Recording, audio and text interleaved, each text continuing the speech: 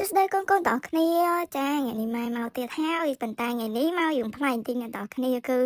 មកសម្រាយរឿងសំណើបរិរាជអាញាដែលចំណងជើងជាភាសាអង់គ្លេសគឺ The Prosecutor Proposal អញ្ចឹងរៀងចម្លែកបន្តិចហើយហេតុអីបានមានចេញមកធ្វើការសម្រាយអញ្ចឹងអ្នកទាំងអស់គ្នាដែលសារតែរឿងនេះគឺវាពិសេសអ្នកទាំងអស់គ្នាវាល្អមើលខ្លាំងណាស់អញ្ចឹងអត់មានចង់មកធ្វើការសម្រាយឲ្យគ្នាយើងស្ដាប់ដែរអញ្ចឹងណាអ្នកទាំងអស់គ្នាអញ្ចឹងយើងចាប់ផ្ដើមចូលមកដល់អេពីសូតទី1របស់យើងហ្មងណាតើគ្នាអញ្ចឹងចូលមកដល់ភ្លាមសាច់រឿងរបស់យើងហ្នឹងណាគឺថាចាប់ផ្ដើមពីតួស្រីរបស់យើងដែលមានឈ្មោះថាលីឆេហាដែលធ្វើការនៅផ្នែកប្រមូលប្រាក់ពិន័យនៅក្នុងប៉ុស្តិ៍ប៉ូលីសមួយរីឯតួនារីប្រមឹកដែលដើរចូលមកចាក់ស្រាលើឆេហាហ្នឹងណាគេជាអ្នកដែលត្រូវបងប្រាក់ពិន័យដោយនាងខឹងនឹងឆេហាដោយសារតែគេបានទេទៅនាងទាំងព្រឹកប្រឡំអញ្ចឹងទៅនិយាយទៅជីវិតកូនស្រីរបស់យើងនេះមិនសមប្រកបប្រហែលទេក្រោយពេលដែលឆេហាយើងដើរចេញពីអូហ្វីសហ្នឹងណាគេក៏បានជួបជាមួយនឹងតួប្រុសយើងដែលមានឈ្មោះថាជូថេសុនដែលជាបរិយាញ្ញាថ្នាក់ខ្ពស់និងជាមនុស្សល្បីម្នាក់ដែលត្រូវបានគេដាក់រហស្សនាមឲ្យថាជំនាញខាងវិកលចរិតអ្នកទាំងគ្នាហើយមកនិយាយពីមុខវិញណាគឺមុខងាប់សាហាវគ្រាន់តែជួបតួស្រីយើងភ្លាមក៏ហៅឈ្មោះគេតែម្ដងហើយក៏ទៅបាត់មនុស្សនេះមើលទៅមិនតំណងប្រហែលទេអ្នកទាំងគ្នាអញ្ចឹងក្រោយពីនឹងមកតួប្រុសរបស់យើងហ្នឹងក៏បានហៅតួស្រីយើងគឺឆេហាឲ្យទៅមើលទីតាំងដែលមានរឿងក្តីប្រទះឃើញសាកសពកាលពីយប់មិញអញ្ចឹងនៅទីតាំងកើតហេតុនោះហើយប៉ូលីសដែលគាត់នៅទីតាំងដែលកើតហេតុផ្ទាល់នោះក៏បានរៀបរាប់ពីហេតុការណ៍ប្រាប់ទៅកាន់តួប្រុសរបស់យើងអញ្ចឹងទៅថាសាកសពហ្នឹងត្រូវប្រទះឃើញដោយមនុស្សស្រវឹងដែលដើរកាត់ផ្លូវហ្នឹងហើយតួប្រុសរបស់យើងហ្នឹងក៏ទៅពិនិត្យមើលសាកសពហ្នឹងរួចក៏ប្រាប់ឲ្យឆេហារបស់យើងទៅពិនិត្យមើលសាកសពថាមានអ្វីខុសប្លែកឬអត់ឆេហាដែលជាតួស្រីយើងហ្នឹងក៏បានចុចពិលមើលហើយក៏រកឃើញថានៅក្នុងមាត់សាកសពហ្នឹងគឺមានកម្ទេចផ្លាស្ទិកហើយគេក៏ងើយមុខទៅមើលតួប្រុសរបស់យើងអញ្ចឹងទៅតែតួប្រុសយើងវិញក៏ឆ្លើយតបមកដោយគ្មានជាតិចៅសោះតែម្ដងគេសួរវិញថាមានអ្វីទៀតហើយកូនស្រីរបស់យើងក៏ធ្វើទឹកមុខបែបឆ្ងល់អញ្ចឹងទៅរួចគេក៏ងាកទៅពិនិត្យសាកសពនឹងម្ដងទៀត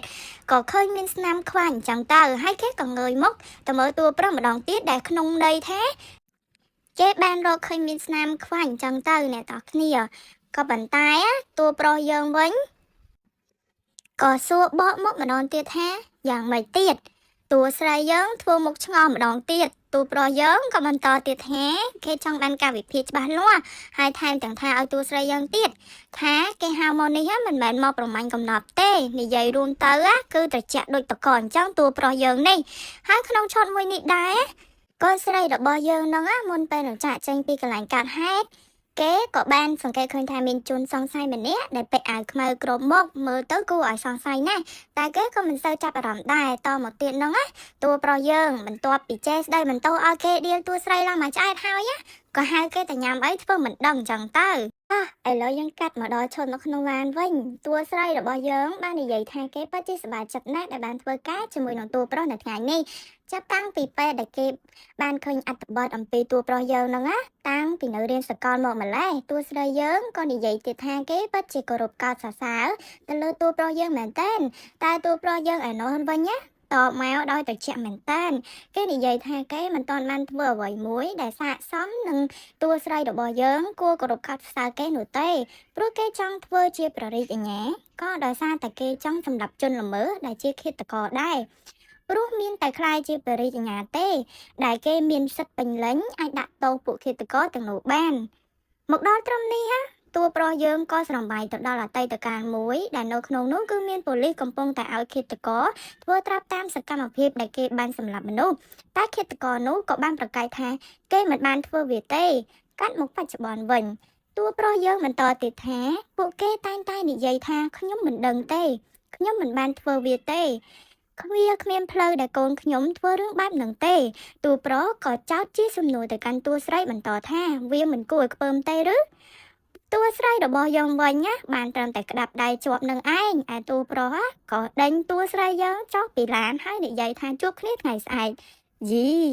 និយាយអស់ចិត្តហើយក៏ដេញគេចុះចេះតែមានឲ្យតួប្រុសយើងនឹងកាត់មកដល់ថ្ងៃស្អែកវិញ នៅពេលដែលឆេហាដែលជាតួស្រីរបស់យើងមកដល់អូហ្វីសហ្នឹងក៏មានមិត្តរួមការងារនិយាយបែបឌឺដងថា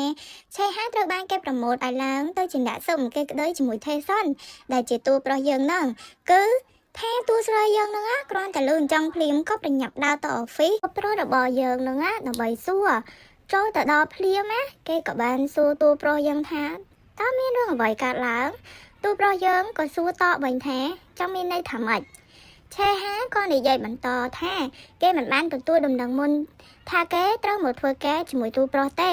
តួប្រុសយើងក៏ឆ្លើយបែបចាត់ប្រធានបទថាមានមនុស្សច្រើនណាស់ដែលចង់បានតំណែងមួយនេះនិងបន្តទៀតថាតើតំណែងនេះមិនស័ក្តិសមនឹងតួស្រីយើងទេឬតួស្រីយើងតបវិញដោយរៀងខឹងថាគេមិនដែលចង់បានទេតួប្រុសយើងហ្នឹងក៏តបវិញបែបខឹងដូចគ្នាក្រែងលោកគោរពខ្ញុំឬលោកមិនចង់ធ្វើការជាមួយខ្ញុំឬក៏លោកមានអារម្មណ៍មិនស្នុកនឹងករណីឃាតកម្មដែលខ្ញុំដោះស្រាយតួស្រីយើងក៏ឆ្លើយបែបមិនយល់ថាម៉េចតួប្រុសក៏បន្តដោយទឹកមុខចំអកថាប៉ិតណាស់លោកប្រកាសជាមិនស្នុកចិត្តលីឆេហាលោកគឺជាកូនប្រុសរបស់ឃាតករមិនអញ្ចឹងតួស្រីយើងក៏រៀងចង់យំបន្តិចហើយសាច់រឿងរបស់យើងនៅក្នុងភាគទី1ក៏បានចាប់ត្រឹមតែប៉ុណ្្នឹងអញ្ចឹងបើសិនជា admin មាននិយាយទៅមានតួខុសត្រង់ណាសូមការអធិស្ឋានពីអ្នកតគ្នាផងដោយសារតែ admin ទៅតែចាញ់ធ្វើការបកស្រាយរឿងលើដំបងទេអញ្ចឹងបើសិនជាមានតួខុសត្រង់ណាសូមអធិស្ឋានពីអ្នកតគ្នាផងហើយបើសិនជាអ្នកតគ្នាចង់ស្ដាប់នៅភាគទី2សូមជួយ comment នៅខាងក្រោមផងណាអរគុណច្រើនបាយបាយ